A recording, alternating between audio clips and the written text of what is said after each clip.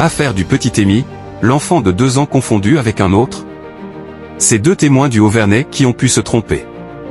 Depuis le début de l'enquête concernant le petit Émy, 2 témoignages sont d'une importance capitale. Il s'agit de ceux de 2 habitants qui disent avoir aperçu l'enfant, avant le signalement de sa disparition. Mais voilà, tout n'est pas si simple.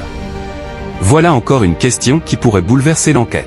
Dans son édition du 5 avril 2025, la Provence se demande si les 2 témoins qui disent avoir vu le petit Émile dans le village du Haut-Vernay ne se sont pas tout simplement trompés.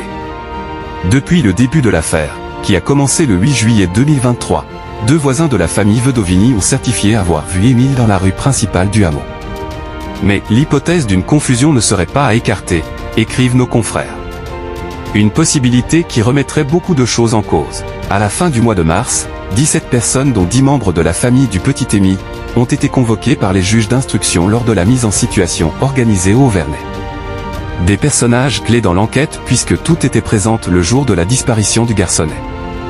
2 voisins ont déclaré avoir vu Émile entre 16h45 et 17h, dans la rue principale du Haut-Vernay, là où se situe la résidence secondaire de ses grands-parents qui le gardaient ce jour-là. 2 voisins et 2 témoignages contradictoires puisque l'un d'entre eux dit avoir vu le garçonnet descendre la rue et l'autre la monter. Et si c'était un autre enfant qu'Émile qui a été aperçu au Haut-Vernay? Ces contradictions bien sûr interrogent les enquêteurs. Et il n'y a pas que ça.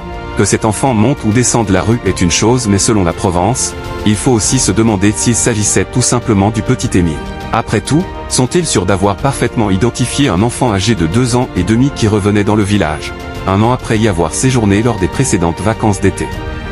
En l'espace d'1 an, est-on certain de reconnaître tout à fait un enfant que l'on n'a plus vu depuis tout ce temps? Aurait-il pu le confondre avec un autre enfant blond, même âge d'1 ou 2 ans de plus, écrivent-ils? Cette possibilité d'une erreur sur l'identité de l'enfant semble être dans un coin de la tête des enquêteurs. Et si c'était avéré, inutile de dire que cela changerait beaucoup de choses. En attendant, les véhicules saisis sont toujours en cours d'analyse et la clé de l'affaire repose peut-être sur ça. En plus d'évoquer cette possible erreur de la part des 2 témoins, la Provence a publié le témoignage d'un homme qui déclare avoir subi les violences de Philippe, le grand-père du petit Émile.